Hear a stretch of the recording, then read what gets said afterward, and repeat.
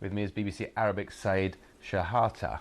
We're hearing about an end to sectarian tensions from him, but the Iraqi Prime Minister, al-Sudani, has been expressing his concerns about the Islamic State regrouping and other militant groups in Syria, their neighbour. Yeah, the Prime Minister of Iraq, Ahmed al Sharaa, expressed his concern of the situation in Syria because of the many militant groups, because there is Syrian National Army supported by Turkey in the north and northeast. In addition to that, there is Syrian Democratic Forces, which is supported by the United States to fight the Islamic State fighters. There is the Ahmed al Sharaa, which is the leader of these rebel groups to topple al-Assad regime. And there is also other groups in the south and other places, and they controlled pieces in Syria. So there is concern because Iraq on the borders, and some soldiers fled to Iraq and then they returned back again after Assad gone.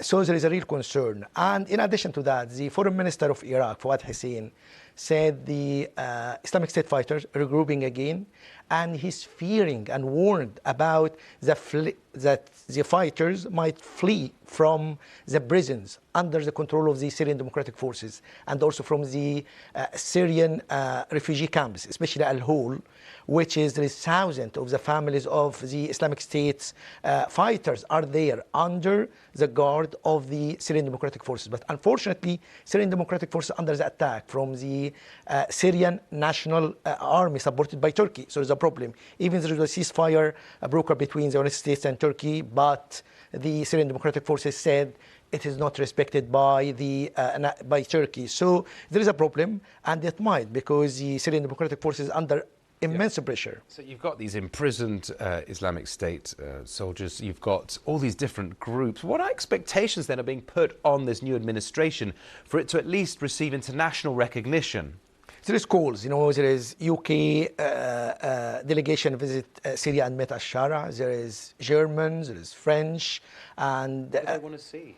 What they want to see the 2054 Security Council resolution to be implemented, which is like democratic Syria to be transitional government within 6 months, and within 6 months will be written the new constitution, and based on the new constitution to be a free and fair election, so it will be inclusive, will be Syrian-led, not led by Ahmed al Sharaa, and there is Islamic version, because there is fear, question mark on can al Sharaa lead a democratic Syria with his background, with linked to Al-Qaeda, and in addition to that, his government in Idlib, when he was the head of the Idlib there was problems. There was violation of human rights, there was like minorities problems. So what he said in his interview with Jeremy Boyne and with everyone, that he respecting minorities, he respects the history of Syria and everything. But crucially, elections, but this, how quickly?